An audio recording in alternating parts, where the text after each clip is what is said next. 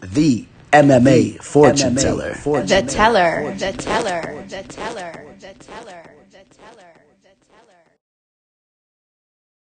The teller checking in for UFC Singapore. In the main event, we got Demian Maia taking on Ben Funky Askren. This fight is what it's all about in regards to this card, in my opinion.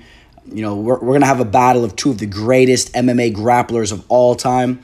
I don't want to go too much into this fight because I'm already holding myself back. I really want to go in on this fight right now. I have a lot to say about it.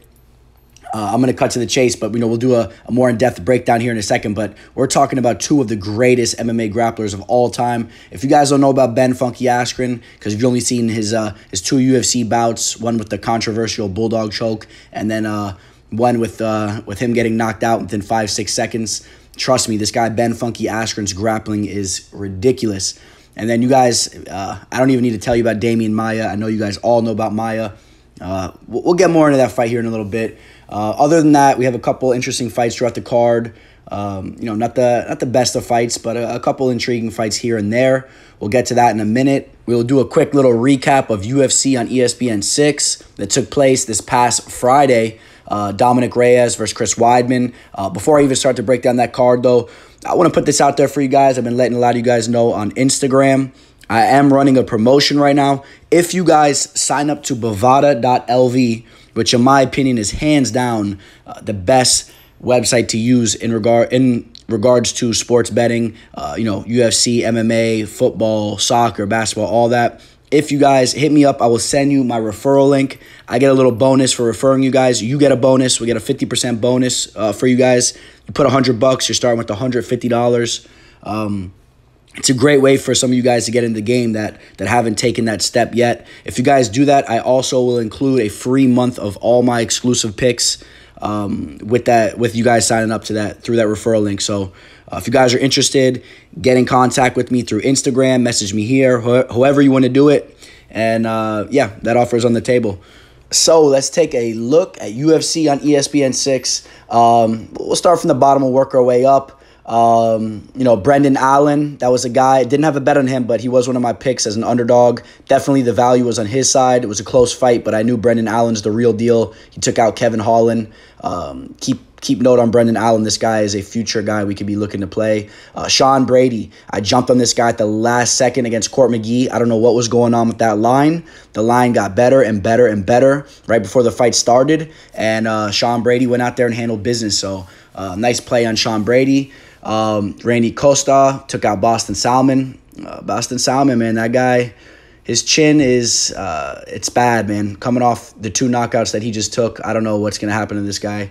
No play was there. I did have a play on Kyle Bochniak against Sean Woodson, and you guys saw how that played out. Kyle Bochniak did not look good at all, and Sean Woodson looked a lot better in this fight than I seen him on tape in previous fights. So props to Sean Woodson.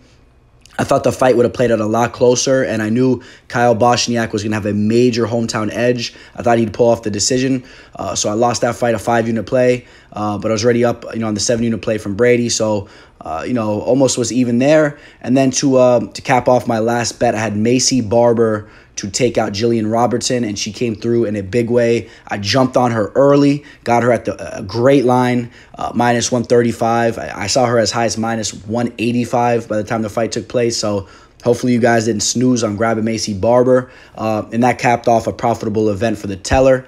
Other than that, Greg Hardy, that was a shame for you guys that took him, and the guy wins the fight, gets a no contest. I'm sure some of you guys were able to keep your money, and some of the books, they pull their money back on those no contest based on the fine print, depending on when they changed the ruling of the fight. Yair Rodriguez. Okay, let me touch up on this fight real quick. Yair looked very good. If this fight was a 5-round fight, I guarantee you Jeremy Stephens wins this fight. And that's why I picked him to win. Didn't have a bet here. I did have a bet on him in the 5-round fight in Mexico City. And the main reason why I pulled that bet, for those of you guys that are wondering, those of you guys that work with me, I didn't want to touch it in this spot because I felt like we had better spots to make money on this card. But the 3-round, the change of the 3 rounds from the 5 originally, I knew that was going to play a major aspect into this fight. So like I said, if this was a 5-round fight, tell me how Jeremy Stephens doesn't go out in the 4th round and get another takedown, and in the 5th round get another takedown. Yair was worn, and he possibly would have even been finished in the 4th or 5th round. Run the tape back. Jeremy is an absolute moose. The guy couldn't be finished. He gets back to his feet and starts to do damage in the 3rd round. The guy's a beast. I wouldn't mind to see that fight ran back in a 5-round war. And then you had Dominic Reyes. Of course, I had Dominic Reyes to win the fight. It played out exactly how I thought it would, man. He's just big. Dominic Reyes has been wrestling since a young age as well. He was able to stuff the takedowns on Weidman, and Weidman's chin is shot. So, poor Weidman. I think that after that, we'll see Weidman get matched up with Luke Rockhold. That'd be a pretty cool fight of two guys that have some history, and they're way past their prime at this point. All right, now that we did that little recap, let's get into it. UFC Singapore, you know how it goes. We're going to work our way from the bottom up to the top, and make sure you guys stay tuned for that main event breakdown. I'm really going to go in on that. But yeah, let's start off with the first fight of the evening, or should I say over here in the Eastern time zone in the States, the first fight of the early morning. We got Rafael Pessoa taking on Jeff Hughes. Jeff Hughes coming in as the moderate favorite here. For those of you guys that are familiar with Jeff Hughes, this guy doesn't look to be the most fit guy. Carries power in his hands, though. His cardio could be a little bit better. But like I said, his boxing is not bad. And if he connects, he's definitely putting you out, which is usually the case with most heavyweights anyway. But this guy, he has nice hands. Don't get it twisted. He has good takedown defense. Has a great head coach, Marcus Marinelli. And this guy has some potential, man. But I'll tell you what, he's coming off a split decision loss against Maurice Greene. That was a fight that he really just hesitated to pull the trigger. He did fight actually after that. It was only for a couple seconds against Todd Duffy. Ended in a no contest with that eye poke. That fight basically never happened. So his last fight was that split decision loss against Maurice Greene. And I didn't like the way he hesitated so much. I like the skills that he brings to the table. I would like to see him work on his cardio more and increase his output inside the octagon. This guy, Rafael Pessoa, he's 9-1. He has a nice frame, man, for the heavyweight weight class, 6'3". He has a nice build on him. And, he's coming off a loss to Ciryl Gane. That was a fight. We'll talk a little bit more about Ciryl here in a little bit. He's fighting later on in the card. But that guy's the truth. So don't look too much into that loss. Even though it was a little surprising that it was an arm triangle choke from the striker Gane. But before that, Pessoa's been handling business. Undefeated 8-0. Had a win over there in LFA as well. So this is a good fight. This is a good matchup of two ex-LFA heavyweight fighters. And I think this fight's going to play out a little bit closer than the -225 line on Jeff Hughes. I do like Jeff Hughes to win this fight, but like I said, I think the line's too high because you have that X factor. If Hughes is just going to, hesitate on throwing his hands and kind of gas out in the later rounds, and the fight will easily play out very close. So be careful betting on this fight. All right, transitioning from the big boys down to the small girls, we got Aleksandra Albu taking on Loma Lookboonmee, the Thai fighter over here. Both these girls are very green in their MMA careers. Both are only 3-1, but both have shown some promise. They have some skills. Loma has some very good Muay Thai, putting in work over there at Tiger Muay Thai for some time right now. And, the girl, she's very small, but a lot of girls are at this weight class, so not saying too much. But I think she's even going to be a little bit on the smaller side, even for the strawweight division. I think Albu's going to come in here a little bit bigger. I know she only has a 1-inch reach, but I think she'll be a little thicker, a little bit more muscular. The Russian fighter here, I know the line's very close. I'm slightly edging Albu. I think she'll have a little bit of an edge in the grappling game, and I think she'll get a couple takedowns here and there. I think Albu can hold her own in the feet. But I wouldn't be surprised if the fight just takes place in the feet, if, Loma outclasses her because, this girl, she's a real Muay Thai fighter. So, she's shown some signs that she has some real skills there. She's young. She's only just about to be 24 years old. And she's strictly really a Muay Thai fighter. So she's had a lot of Muay Thai fights, I believe, here. And, I wouldn't like to see Albu just sit there and exchange with her on the feet. I want to see Albu make this a dirty fight, use her muscles, use her grappling, get some takedowns, lean on her against the cage, get Loma's her arms tired, wear her out a little bit, and just wear on her to win the fight. It's a close fight. Don't be surprised if this fight goes either way. I like Albu to win this fight though. All right, from the big boys down to the little girls, back up to the big boys. We got Sergey Pavlovich taking on Maurice Greene. We touched up on Maurice Greene here not too long ago. He had that split decision victory over Jeff Hughes, who was fighting first in the card. This is an intriguing fight right here. This guy, Maurice Greene, he's a tough customer. This guy, he doesn't get put out easily. The guy has a crazy reach. 82 inches, but I think he met his match here. This guy, Sergey, has an 84-inch reach. This guy is a physical specimen. A lot of you guys are familiar with Sergey. He was undefeated coming into that Alistair Overeem fight. He lost that fight. He got finished pretty early. But, take that loss with a grain of salt, man, because I'm telling you, Alistair Overeem, I like to say it, Alistair Overeem is a legend, and he's an absolute beast. So you're talking about one of the greatest strikers of all time. No real shame in getting finished by Alistair Overeem. He came right back into his next bout where you could have got him at a great line based on people kind of sleeping on him against Marcelo Gome, and he just fucking worked Gome. He definitely showed that this guy wasn't just a hype job, based on his physique and whatnot. This guy, he lost to Alistair, but he came right back in there, and this guy's the real deal. He definitely is the real deal. Maurice Greene has that pitter-patter from the outside, likes to use his footwork. He kind of looks like a basketball player in there, transitioning to MMA. But I like him, and I think in the right spots, he could definitely come through, He came through for me very good in his last fight against Junior Albini. I liked him in that match all day, and that was a very entertaining fight. And he's really only lost to two guys as of recently, and that was Jeff Hughes in the first time they fought, who's a skilled fighter, and then Juan Espino, who's a very talented wrestler. But after saying all that, I got to say, I like Sergey Pavlovich to win this fight. Like I said, he has the reach to match Greene, and he's just going to be the superior athlete, superior fighter in there. And, don't be surprised if Sergey even gets a finish in this fight. We got a lot of talented Russian fighters on this card. And not the typical Dagestani type of Russians. I'm talking about the real Russian fighters, man. This guy, Movsar Evloev, I like this guy a lot. This guy, he's a very talented fighter. And he's really going to get tested here, man, against Enrique Barzola. You guys know the deal with Barzola. He likes to keep the matches close, win, lose, draw, whatever. It's going to be a closely contested matchup. The guy's well-rounded, has good grappling for a South American fighter coming out of Peru. Has great cardio. Boxing's not bad.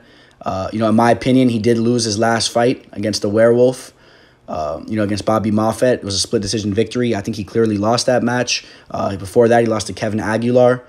And then before that, he was beating, those types of fighters like Brandon Davis, Matt Bissett, Gabriel Benitez, and then Chris Avila, who, one of the Diaz boys. I think Nate Diaz got him a UFC fight. That guy should have never been in the octagon. And then, he even lost to Kyle Bochniak. So, people like this guy, and I understand why. He brings it, but let's not get it twisted. This guy's not the most skilled fighter. And then you got Movsar Evloev, who this guy is definitely shown to have some true skills here. And don't get it twisted, too, because he's gonna come in. And when I say this, don't misunderstand what I'm trying to get across. He's not going to come in as a humongous, way bigger fighter than Enrique Barzola. But this is a guy that's came in like in his UFC debut where he was severely undersized and still bullied and dominated his opponent. Now he's going to come into this match as the slightly bigger man, or even if you want to say, the equally sized opponent. You know what I mean? They're the same size, but he's going to have a 2-inch height advantage, a 2.5 reach advantage, and I think that's going to go a long way for him. I would love to see this guy stepping in there as the bigger opponent after what I saw him do against guys in the cage that were a lot bigger than him. This guy has the heart of a lion. I mean, this guy's going to keep coming forward. He has very good grappling.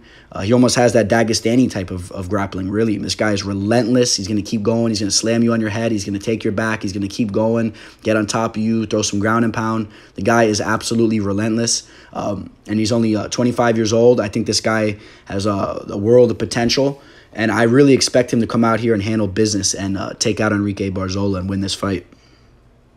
All right, we'll move our way over to the lightweight division, the most stacked weight division in the UFC. Two guys just trying to make a name for themselves, trying to get up into the mix, and it's going to be tough for these guys. But They're tough guys. We got Rafael Fiziev taking on Alex the Spartan White. Rafael Fiziev, this guy, he had a lot of hype going behind him into his last fight against Magomed Mustafayev. That was a fight. I had the UFC Fight Pass or whatever it was on my phone. I had the fight streaming. It was an early event, another type of European type card. I tried to jump in the shower, rinse right off before the fight started. I heard the fight going out there in the bathroom. I mean, this guy got taken out early, got finished in the first round, and he got finished in a nasty way, spinning back kick, by Magomed, followed it up with some nasty punches, took him out. So, he's coming off a nasty loss, Rafael does have some great Muay Thai. He definitely does. He trains out of Thailand. This guy is strictly a Muay Thai fighter. This guy can definitely pay the bills with the striking. And then you got Alex White, a guy that I think he tries to claim that he's a striker himself. But, in my opinion, he's not the most skilled of fighters. I've never been really that big of a fan of his. This guy lost to Jim Miller. You guys remember that fight? Jim Miller still holding on, took his ass out. James Krause took him out. He lost to a lot of guys, man. Clay Collard, Lucas Martins. He's lost to guys that just really aren't the biggest of names. He did beat Artem Lobov, the GOAT, which I'm not going to talk any shit about Artem. I don't want people coming after me. But Artem's the man, so... but then he's coming off a win against Dan Moret. Not high on Dan Moret at all. I'm going to cut to the chase. I'm not really that high on Alex White. That's basically what I'm getting at. And I think if Raphael even lives up to 40-50% of the hype that was behind him at one time, he goes in there and he styles on Alex White in the feet, stuffs some takedowns, and just puts a striking clinic on Alex White. Alex White's slow with his striking, and he's just a meat and potatoes, tries to hold you, put you against the cage, throw some elbows, throw some basic strikes. I don't think that's going to be enough to take out Rafael Fiziev. All right, we'll take a look at the next fight here. We got two females throwing down. We got Ashley Yoder taking on Randa Markos. Randa Markos, this girl's fighting every time you look around nowadays. And then you got Ashley Yoder, who the Spider Monkey, who I like this chick for the most part. If you look at the girls that she's lost to, close match against Angela Hill. She did lose a split decision against Mackenzie Dern, who, Dern didn't look so great in her return party the other week in Tampa. I saw her live. She didn't look so good, but she was fighting a tough opponent. Dern's a good fighter. And then now Yoder's coming off 2 wins, a win against Amanda Cooper and Ciryl Kondo, the Japanese fighter. And then, Randa Markos, she, the deal with her. She's a tough fighter. She has good wrestling. She's going to pressure you. And if you look at the girls she's lost to, too, against, skilled fighters, Claudia Gadelia, Nina Ansaroff, Alexa Grasso. She took out Angela Hill. She took out Juliana Lima. But, she loses a lot, but they're all two notable opponents. I think that this fight's going to play out pretty close. And, Randa Markos is obviously the favorite here. You can get her from around -160 to 180. And, I'm going to go the other way here. I'm gonna go with the dog here. I think the value's on Ashley Yoder. I think this fight can go any way. Ashley Yoder, she throws a lot of volume. They call her the Spider Monkey for a reason. If you go for takedowns on her, you better watch out. She'll backpack you. She'll slide over to your back. She has some decent submissions. I get it. I understand why Markos is coming in as the favorite. But I think a fight like this, you're flipping a coin. So maybe the value over here, it's going to be on Yoder. Even if it's 51%, 49% Markos. But I'm not going to just sit here and pick Markos. This fight can go any way. I've seen signs from Ashley Yoder that she's a very capable opponent. So would not be surprised if Yoder pulls this fight off in the least bit. But then again, Markos is a tough girl, man. She's a very tough girl. So very close fight to call. Muslim Salikhov taking on Laureano Staropoli. Both these guys really been making some rumblings as of lately. Muslim, he's up there in age. He's 35 years old. If he were to ever really make something happen, he's got to just go on a straight roll. Can't lose any matches. Then you got a guy in Laureano who's shown to have some real potential fighting out of Argentina. One of the true staples of fighting out of the country. With guys like Santiago Ponzinibbio. Basically, both these two are really the two holding it down. There's a few others, but this guy Laureano has shown some real potential. He's only 26 years old, so he still has some time to evolve. And but this guy just keeps winning. He keeps winning match after match. He hasn't lost a bout since 2013. He's coming off a nice win against Thiago Alves. I cleaned up on that fight. I've been making some money on this guy for quite a while, to be honest. I like the way this guy fights. He brings it. He throws a lot of volume. If you got money on a guy like this, you don't have to worry about him just taking his time and whatnot. This guy's going to bring the fight. He can finish the fight. He has a lot of knockouts on his record. He has some subs to go along with it, but he's going to pressure whoever he's fighting, which is why this fight's going to be somewhat interesting because Muslim, in my opinion, is more of a counter fighter who definitely has some skills in the striking department. He could put you out. You saw him in his last fight against Nordin Talab. I was a little surprised the way he took him out. That was a nasty overhand right. He's coming off 2 finishes now. Against Ricky Rainey and Nordin Talab. He's on a 2-fight win streak. Before that, he did lose to Alex Garcia. So he's shown some holes in his grappling game, that's for sure. I don't know if Laureano is going to just out-grapple him, though. I think Laureano is going to come to strike with him. I think this is going to be an all-out striking war. And Laureano will be the one pressuring. He'll be the one throwing the more volume, in my opinion. And Muslim will be looking for that counter shot. If Muslim doesn't get the counter shot, or really doesn't just style on him on the feet, I wouldn't be surprised if Laureano wins it just due to the amount of volume.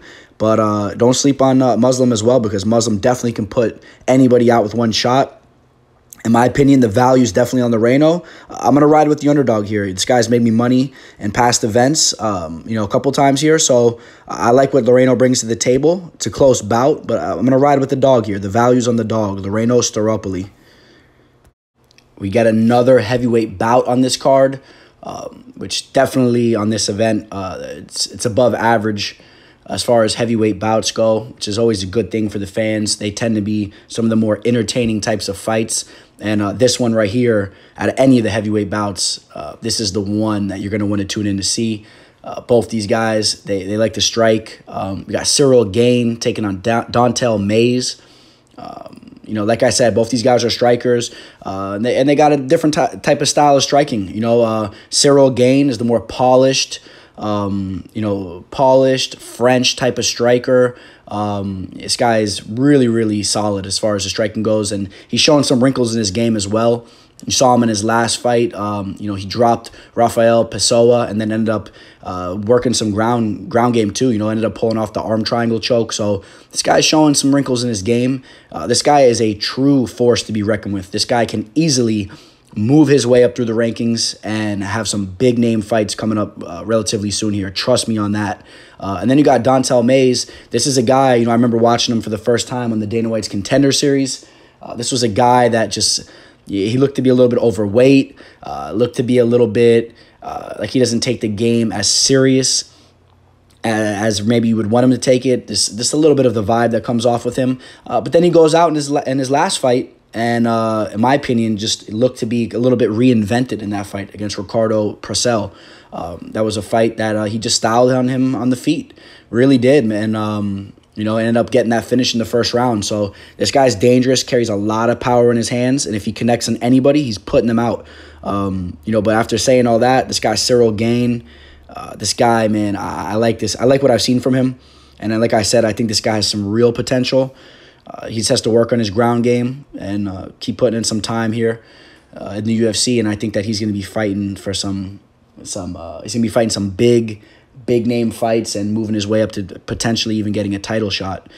Maybe we'll see him battle guys like Francis Ngannou and some of the big names. I'm telling you, this guy has a lot of potential. I'm definitely going to take Ciryl Gane to win this fight for sure. But, take it with the grain of salt. Of course, these are heavyweights fighters. I think if Dontale connects and if he continues to evolve in his game the way he did from his second to last bout to his last bout, if he steps in there again and he looks even better, that's going to be a force to be reckoned with. I don't really expect that, though. I just expect Ciryl to be a lot more polished on the feet. I expect him to be in better shape the longer this fight goes. I think that his cardio will be better. And you've seen that Ciryl Gane's working on his ground game. I wouldn't be surprised if he even gets some takedowns, gets on top, reigns some ground and pound, and just overall the more polished fighter.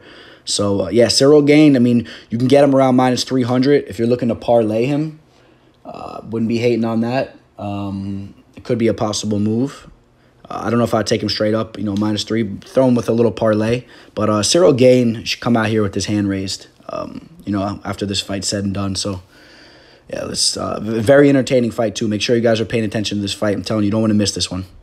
In the next bout, we got a good one here. We got Beneil Dariush taking on Frank Camacho.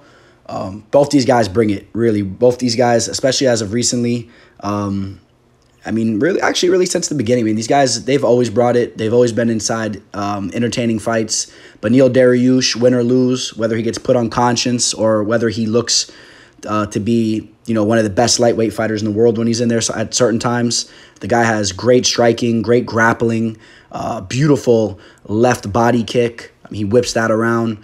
And if it wasn't for a couple setbacks, this guy would really be, at the top of the division fighting for the belt at some point in time. He had a big setback against Alexander Hernandez. He was taking Alexander Hernandez on that fight, took it on short notice, and I think that he didn't take Alexander that serious, got caught early. I think if they ran that back, he would win that fight. Alexander Hernandez, the guy, in my opinion, seemed to be a hype job. Ever since then, he's really just went downhill with his career, in my opinion. Even though he's young, and he still has potential to be something else, but I don't see it. And I think if they ran that back, Dariush wins that fight if he doesn't get caught early. The Edson Barbosa flying knee that put him unconscious, that definitely wasn't good for the brain. But Barbosa is one of the nastiest strikers in the world.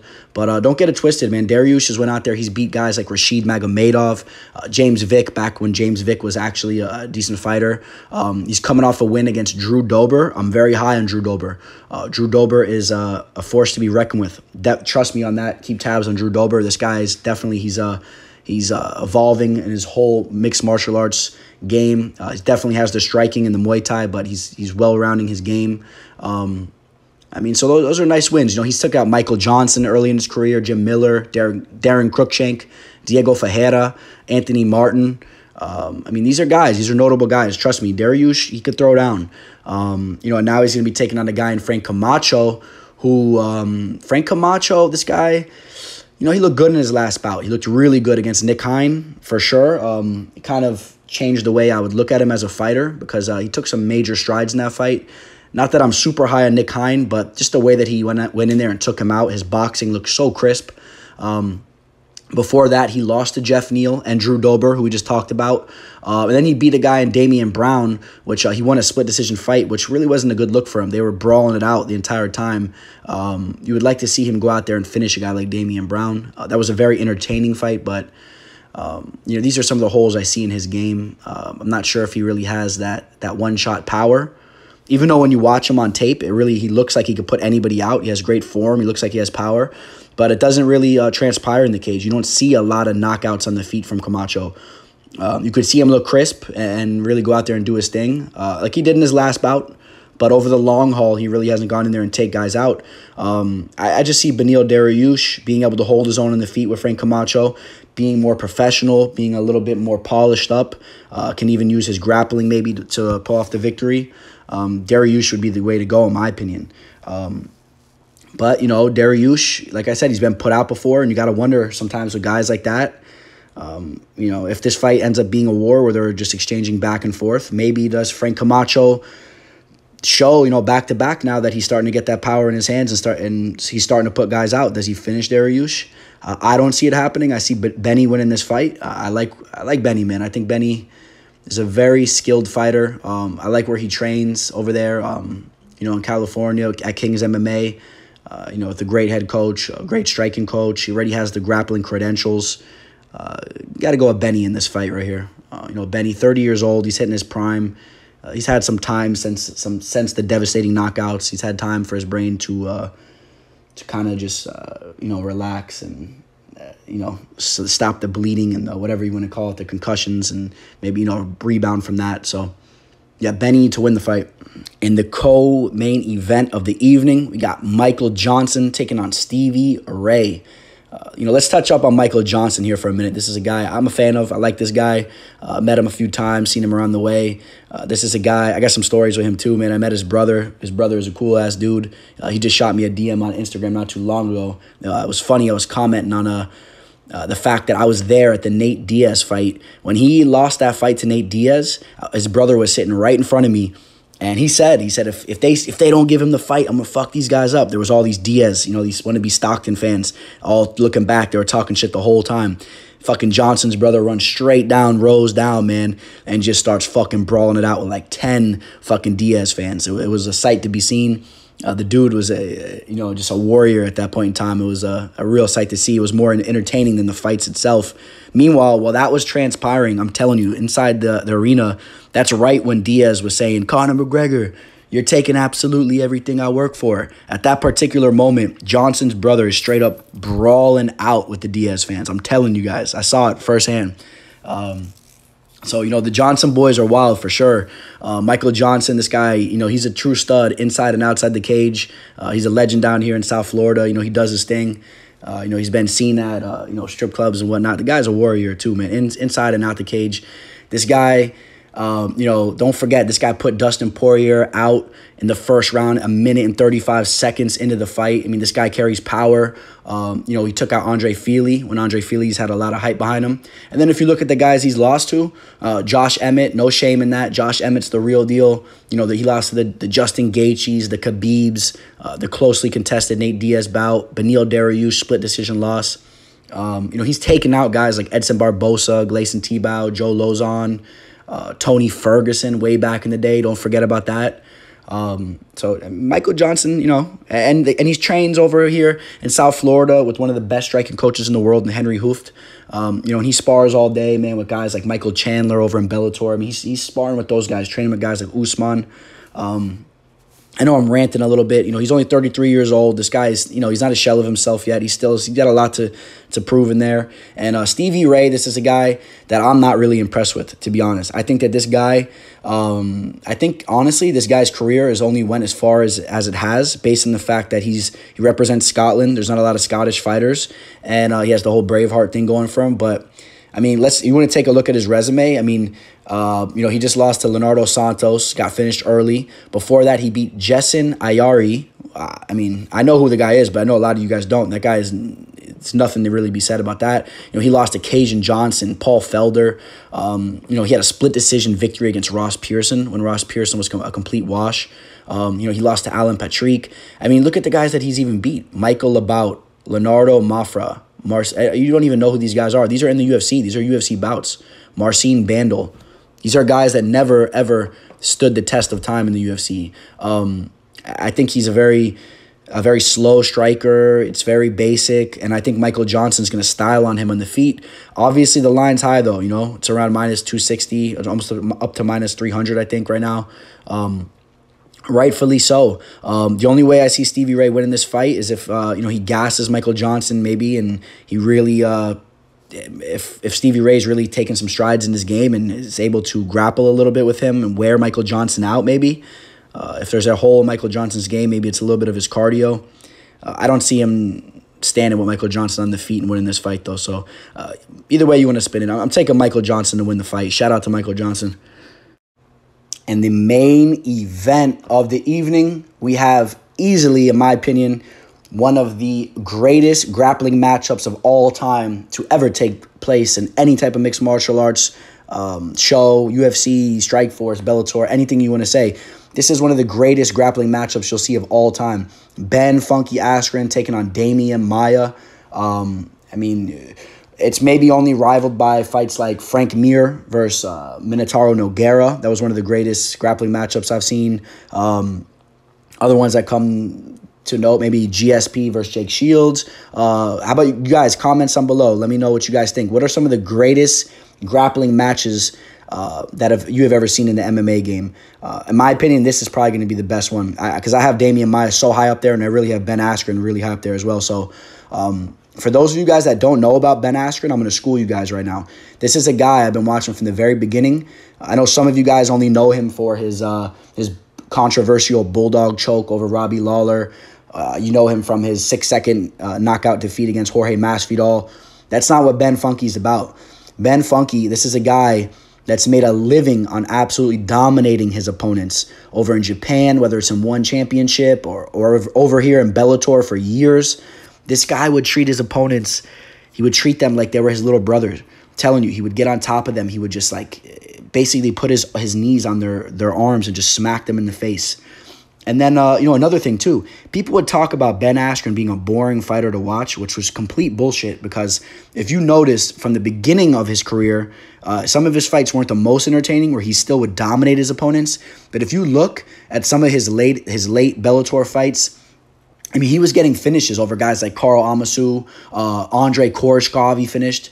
And really his ground and pound, you could see it was taking leaps and bounds. He was getting on top of these guys, and he was butchering them, throwing nasty ground and pound, nasty elbows. I mean, just smashing their faces in. And I think a lot of people were hating on him because they just didn't like him, and they couldn't stand that these opponents couldn't stop the takedown, and they were just getting smashed up. Because there was nothing boring about it, especially if you're rooting for the guy. I mean, when you see a guy just on top of another opponent, just smashing them up, what's not entertaining about that? So, I mean, and he's taking guys out. Like I said, he's beat Douglas Lima, Andrei Koreshkov, Jay Haran, Lyman Good. He's taken out Shinya Aoki, another great grappler, Robbie Lawler. Whether you guys want to talk about that was controversial, I mean, either way, he was going to win that fight. And, honestly, I don't like the way, I don't know, I'm not going to get too much into that. It could have went, either way. I mean, I get it. Robbie was trying to relax, but I don't think he was getting out of that. And I think that Ben Funky was just going to start to really just maul him on the ground. So, and then you had the Jorge Masvidal fight, which I'm going to go in on this too. That fight needs to be ran back. After Ben Funky wins this fight and Jorge loses to Nate Diaz, you need to reschedule that fight. Who doesn't want to see that rematch? And you know what? I'll tell you what. That fight is going to be a very entertaining fight because there's going to be a lot of drama to go with it, a lot of history with that whole 6-second or whatever it was, the fastest knockout ever. And I'll tell you what's going to happen too, which is going to make it so much more interesting. Mark my words, it's written right here. Ben Askren, make that a 5-round fight, a main event fight. Ben Askren's going to get redemption. He's going to absolutely punk Masvidal. He'll get takedown after takedown during the second, third, fourth rounds, and he might even get the finish, or he's just going to butcher Masvidal round after round. And talk about true redemption. I think that's a fight that people want to see. I think it's really something to be talked about.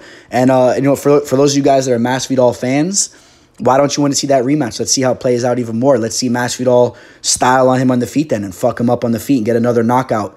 That fight needs to be scheduled for a rematch at one point in time, and I need to see how that fight plays out. And, but I'm sorry, I'm ranting over here. But now we'll talk about Demian Maia for a second. Demian Maia, this is a guy that's just a straight robot. He's a Terminator. The guy's body is just made out of steel. Really, I mean, if you look at the way his joints and muscles move, they're like hydraulics. He's like a Terminator. He just goes in, gets the takedown so easily. It doesn't matter if he even gets the rear naked choke or the guillotine. It doesn't even matter if he gets it under your neck. He'll squeeze your skull. He'll crack your jaw. I mean, you saw what he did to Rick Story. Blood will start coming out of your nose. You better tap, otherwise it's going to be bad for you.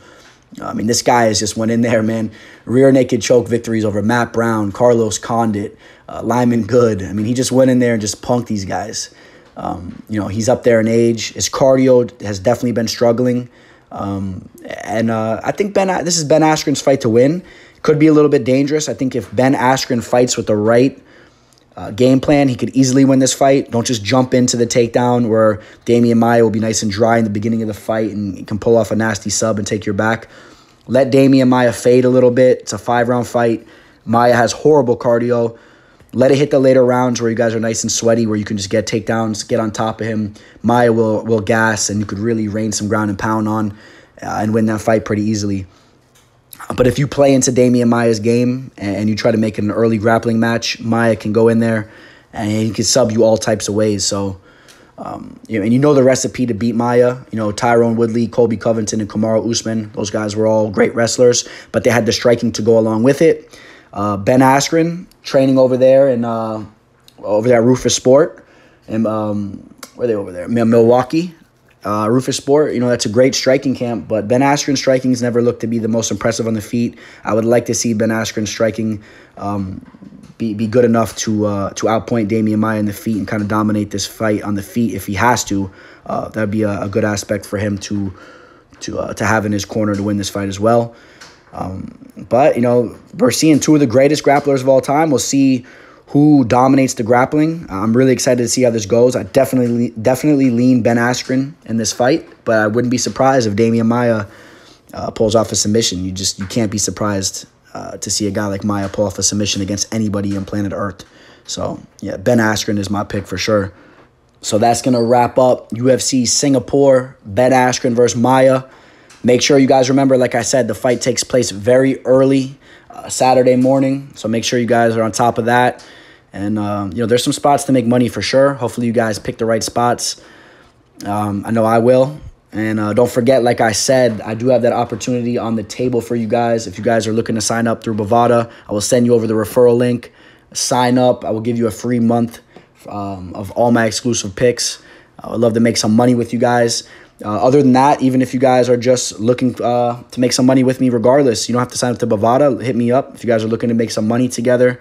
A lot of you guys have been hitting me up as of recently, and I really I appreciate that, and I enjoy that. I love making money with you guys.